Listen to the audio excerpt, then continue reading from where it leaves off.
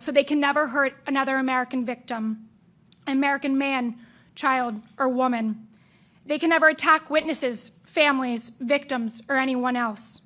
Now, a local judge in Massachusetts is trying to force the United States to bring back these uniquely barbaric monsters who present a clear and present threat to the safety of the American people and American victims.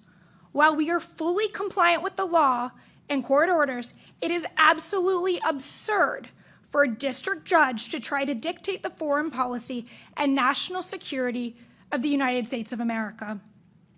These are the monsters that the district judge is trying to protect. The contrast is brutally stark. President Trump and Secretary Noem are working every single day to get these vicious criminals off of American streets. And while activist judges are on the other side fighting to get them back onto United States soil. Before I turn it over to Acting Director Todd Lyons, I would like to remind the journalists in this very room to do your job. We gave you the names of these monsters as you have right in front of you. Now tell the stories of the innocent Americans who they victimized. I implore you to stop doing the bidding of these disgusting individuals. Tell the stories of the innocents. It's the American victims who actually matter. Todd. Good morning, thank you. So these individuals that are up here today, these represent the true national security threats and public safety threats that ICE officers and agents nationwide go after. I just want to go over a few of the highlighted cases that you all have in front of you. So for instance, we have an individual that's convicted of homicide and armed robbery and served 15 years in confinement. Due to countries that won't take their citizens back, this individual was released back into the community under ICE supervision to prey upon people again. Another individual sentenced to life in confinement, convicted of first-degree murder. His country would not take him back, forcing ICE to have to re-release him back into the community to re-offend. As Tricia highlighted before, we have an individual that raped and sexually assaulted a mentally handicapped victim. Because his country would not take him back, ICE had to find a third country to take him back so we can remove this public safety threat. You know, as a career law enforcement officer and a career officer with ICE, I've been dealing with these recalcitrant countries for years, having to see repeated murderers, sex offenders, violent criminals re-released back into the United States because their home countries would not take them back. Yet under President Trump and under the leadership of Secretary Noem, we are now able to remove these public safety threats so they won't pry on the community anymore and they won't have any more victims in the United States. With that, I'll turn it over to my Deputy Director, Madison Sheehan. First of all, ICE would like to thank President Trump and Secretary Noem for their steadfast commitment to the American people and the men and women of ICE. Our commitment here at ICE remains the same, that we will remove the worst of the worst from your communities, including the list of people that are up on this board. As we work every day to make the American people safer, we see activist judges stepping in a way that we have never seen before to put criminals first and not the American people. This judge wants these criminals, these rapists, murderers, out on the streets in your communities. ICE will not let that happen and will continue to fight and put the American people first as the mandate President Trump received to make sure that we keep America safe. Thank you. Thank you, Madison. And with that, we'll take just a few questions. Say your name and outlet, Ted.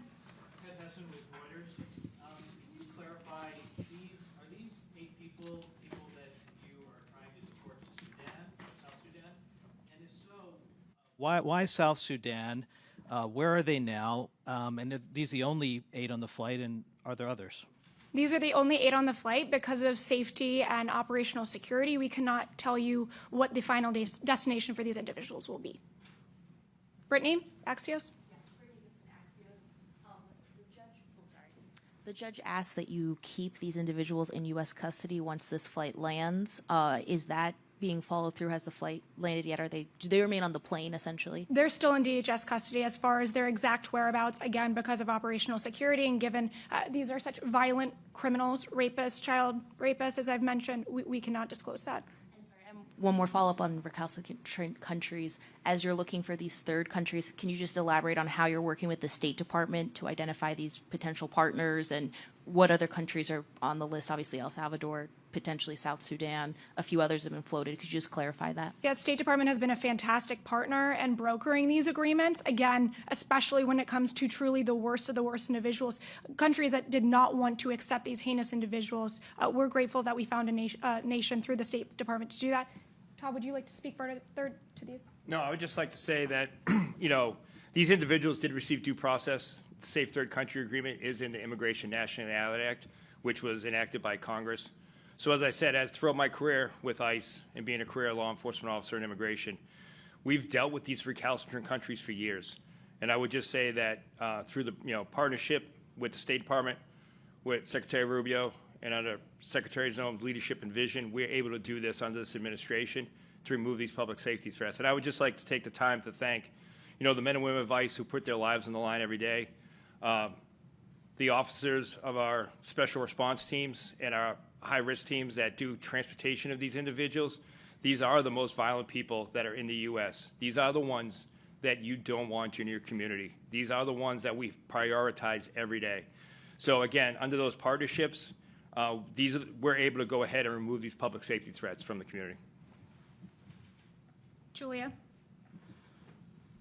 Thank you. Could you talk more about the agreement with South Sudan? Once these people were going to arrive there, was the agreement that they would be incarcerated, much like the CCA prison conditions in El Salvador? And were each of their home countries actually notified? In other words, did you try to send them back to their home countries before you made this decision? Yeah, I would caution you to make the assumption that their final destination is South Sudan. As far as that agreement goes, I would definitely refer you to the State Department's for specifics, but perhaps Madison or Todd, you'd like to add something here? So sure, yes, I can say that their home countries refuse to take these individuals back. ICE is bound by Zavidas, which is a Supreme Court decision. Again, I've always said ICE detention isn't punitive. We detain and remove. After 6 months or 180 days, if we don't have a country that'll take their citizens back, we do have an option to find a safe third country. And in all these cases, these individuals were from countries that were recalcitrant or had impediments or life sentences that led to them not being able to remove to their home nation. So for that, ICE would go ahead and follow the laws enacted by Congress to find a safe third country. South Sudan is considered a safe third country? So I can't talk as far as the State Department and agreements made at this administration as far as where this final destination is for these individuals. So again, I refer you to State Department. I think we'll take one more. Priscilla? Thank you.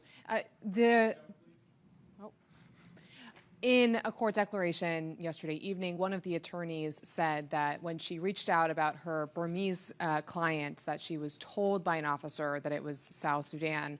So can you confirm that it is one of the countries, at the very least, that you are working with to accept these nationals, and anything more that you can share about the process by which immigrants in detention are being notified if they're going to be sent to a third country and what that looks like? Yeah, absolutely. We are following due process under the U.S. Constitution. These individuals have been given, and their lawyers have been given, plenty of prior notice as far as those actual agreements. We can get back to you with more information from the State Department. Todd, anything to add there? No, I would just say the same thing that, ICE, we do follow the current laws and restrictions that do bar us by safe third countries.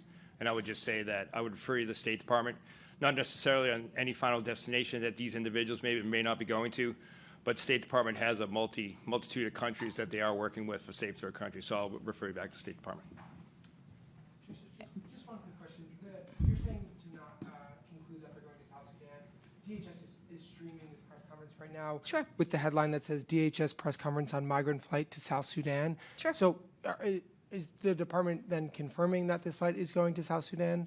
We're confirming the fact that that's not their final destination. So, I mean, we have deportation flights that logistically move internally domestically within the United States. That doesn't mean that their last stop is internally within the interior of our country. So, absolutely not. But before we leave, you'll note that I have not we gave you the names of these heinous individuals, but we didn't say them out loud. But what we should be saying out loud is the name of the American victims, these people who they've victimized. And rarely seen anyone in our press corps actually write about American victims. So I would encourage you, I would implore you to start writing about Americans and not just doing the bidding of these disgusting individuals. Thank you for your time today, and we'll see you next time. Can you just clarify, has the flight...